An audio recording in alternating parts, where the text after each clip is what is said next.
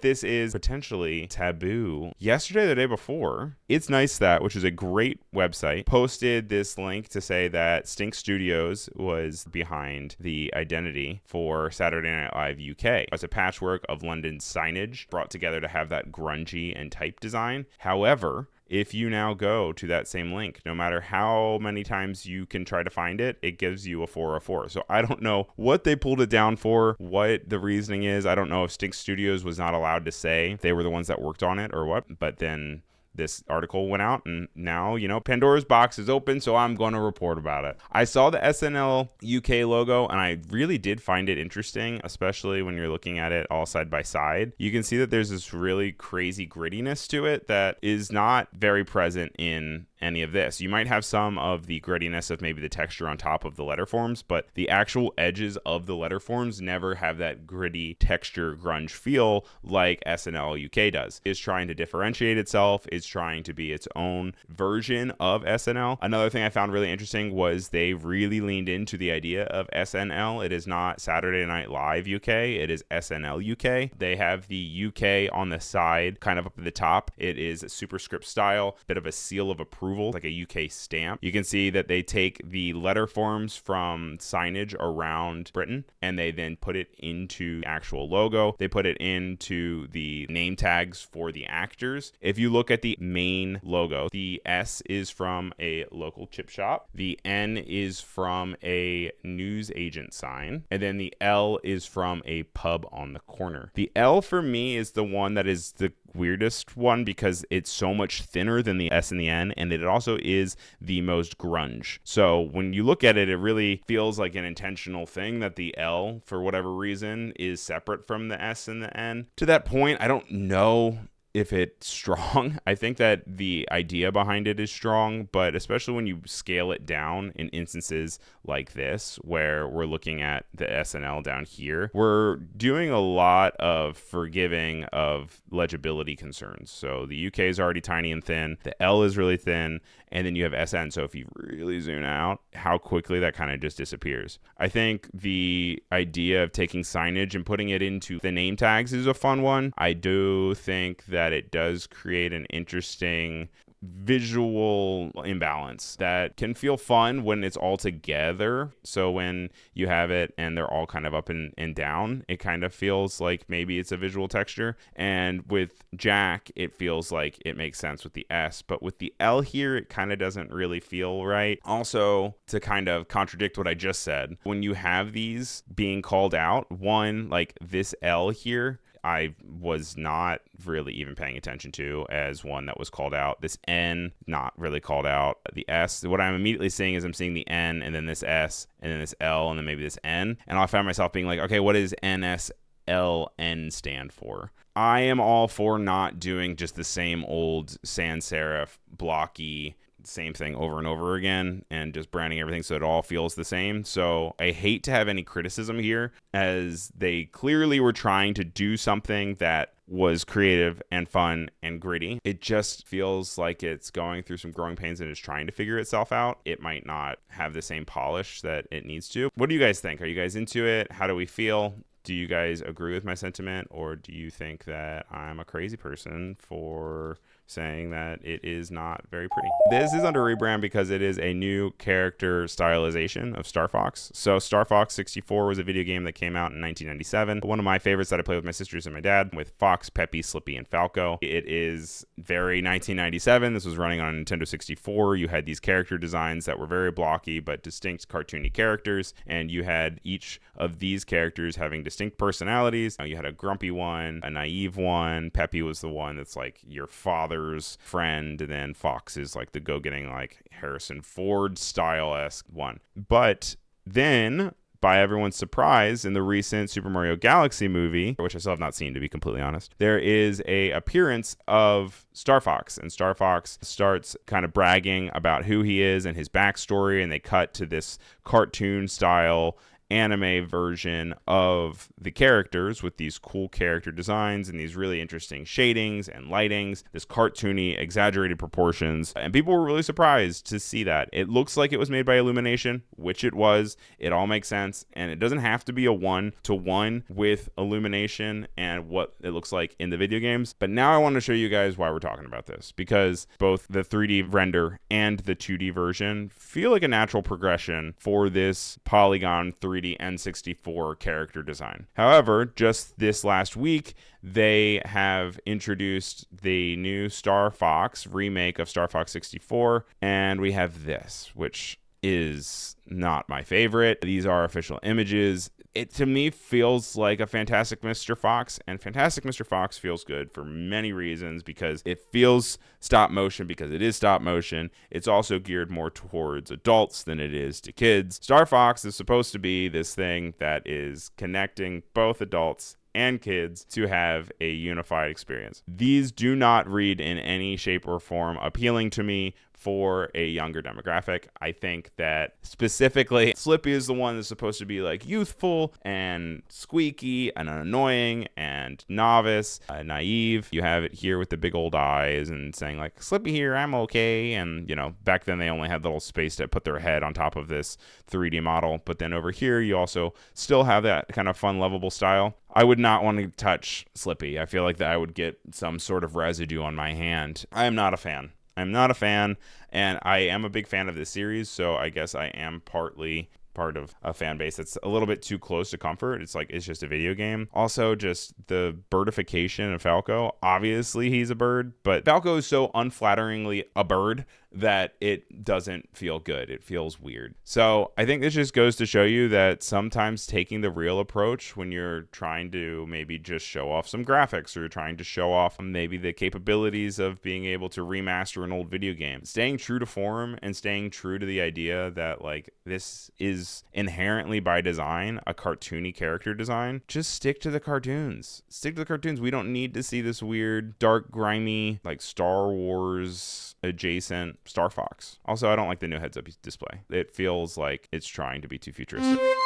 Peacock. It is the streaming service from NBC. It is undergoing a subtle but notable change here. And we have the P changing, we have the C changing, amongst a bunch of other small changes. Like also you can see the orange is now gone. Where did the orange go? They also took out the cut of the K, the cut of the P. They took away this ascender from the A. They did a weird thing here with the E. I don't know why the E is cut off like that. I'm not entirely sure why they switched it up. You have the circular angles of both the E and the A. The C, I really do not know why they cut it off like this. All of these kind of changes are not very aesthetic, so I like that they got rid of those. But overall, I don't like the new C, and the E is a little bit weird.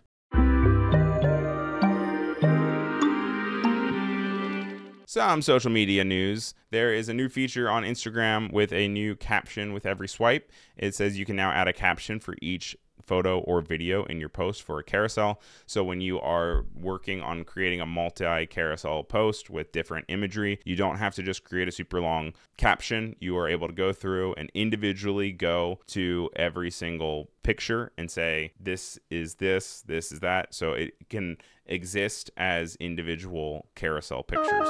Let's talk a little bit about Gotham. So Gotham is one of the world's most popular typefaces, and it is getting an upgrade where it is getting turned into a variable typeface. This is a little animation of some of the changes that you can see, and you can go all the way from thin hairline all the way up to like a black width or weight. And it was designed by Jonathan Hoefler and Tobias Free-Jones and published by Hoefler & Co. I wanted to do a quick showcase of all of the different brands that have used Gotham over the years. Most notably, I think a lot of people really associate it with Saturday Night Live and with Obama, but even outside of that, you have NYU, you have Tribeca Film Festival, Taco Bell, Polaroid, DC Comics, Chipotle. At a point, Spotify also used Gotham. Netflix also used Gotham. It is a very easy to read, very easily scalable sans serif font that is very clear and square in all of its structures. Because of its huge presence, I feel like for a while it almost kind of got poo-pooed for a little bit in the same way that Helvetica did. But now we're getting to a point where it might come back around, especially if it has better use cases. lenses with having the ability to have variable width.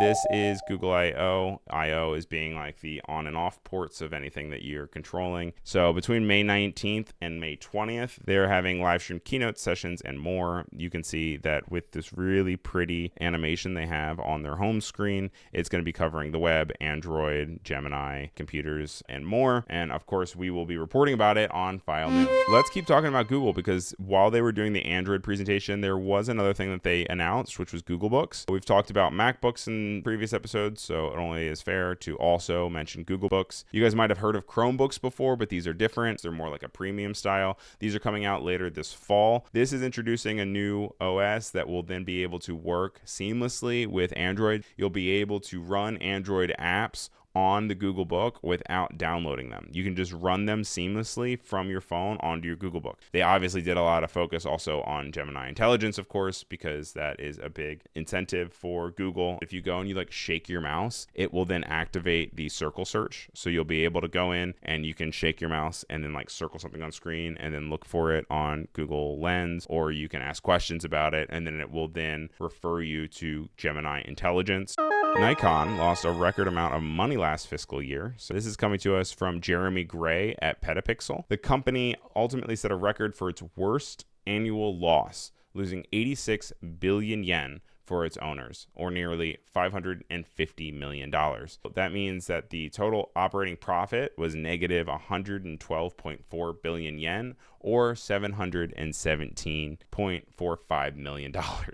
Wow. But it says that as horrible as it is, Nikon describes a substantial portion of its record-setting losses as due to one-time costs, including impairment losses of fixed assets in digital manufacturing and product mix changes in its imaging products division. The Canon EOS R6V unveiled. It's a 7K full-frame video hybrid with IBIS, active cooling, and no EVF. So the no EVF is the no viewfinder. So that means that you'll still have the LED screen, but this is really interesting because it is a focus on video as the camera rather than photo in any regard. I thought this was the coolest shot. It's almost like an MRI scan of the camera itself, and you can just see how much is refracting and moving around inside of this camera. A few things that are really interesting about this, besides the no viewfinder, which I think is weird, is that it has a fan on the inside that can work with auto cooling at 7K, which is crazy. I can't believe that we are now at 7K plus 2K proxy. It says that recording can extend to roughly 33 to 37 minutes with the fan turned off, but if you turn the fan on, it can then go to 120 minutes with rotations enabled, which is pretty crazy. The fan can be set to off, on, auto with rotation speeds of high, medium, low, or stop. The other cool thing is that it is shooting at a 3:2 aspect ratio, which is 6960 by 4640. 3:2 capture is great because if you think of how you shoot normally, you are normally shooting at like 16:9, 9:16, so vertical or horizontal. And because of the way that the social landscape works, that's not really as helpful anymore, because a lot of times you want to crop in, you want to make something vertical that was horizontal, you want to make something horizontal into something that's vertical. This is essentially not entirely a square, but somewhat of a square sensor that then is recording in a square format. That way you get both the horizontal and the vertical aspect ratios when you're filming, and you can cut in, cut out, and then it's not going to necessarily exist in the rest of your frame, because then it's not like scrunched or what have you. They then have overlays for 1:1, 9:16, 16:9, 4:5, 2.35:1, and 2.39:1 with two simultaneous markers selectable. So if you wanted to look at it and do that idea of vertical and horizontal, that then makes it easier to be able to understand what you're shooting to then be able to. The price is $2,500, but it is shooting in 7K. So this is premier top tier sort of stuff. Look at this little baby down here with the lens on it. Like it is not a very huge camera, and it is so powerful. It has no viewfinder because of the targeting video where people tend to use the screen. The last thing that I want to call out about it is the fact that it also has horizontal and vertical mount. So it's focusing on the idea of shooting vertically. If you are predominantly shooting for a vertical format and you want to have a camera that's really nice that is going to shoot in that vertical format, this is already taking that into effect. And not only does it have the tripod connector on the side of it so you can mount it vertically, it also has the UI that will be able to flip and turn to then also have vertical UI. So it's not like everything's just on its side and you're hitting record. It's going to understand that you're trying to shoot vertical video and then have the UI reflect that vertical format. This is Instance. Now Instagram is going to be adding Instance to all the DMs in your Instagram app already as it is. So as you update in the coming week, it will be rolled out to you. This is a new feature on the bottom right of your DMs that poke out here. And what you'll do is you'll take a picture of a ephemeral moment and you'll then be able to send it to people. They'll be able to watch it once without being able to screenshot it. And then from there, it will disappear forever. And so this is kind of a take on the idea of Snapchat. It is helping to make it feel more conversational, and they are using this different kind of like squircle to be able to then frame it, and you can then also respond with emojis. But then outside of that, you cannot edit it, you cannot change it, you cannot touch it, you can only shoot, and that is what it is. It still will exist as its own app if you want to have it as its own app, but otherwise it will just exist in the bottom corner of your Instagram DMs. So interested to see how this goes, interested to see how people use it.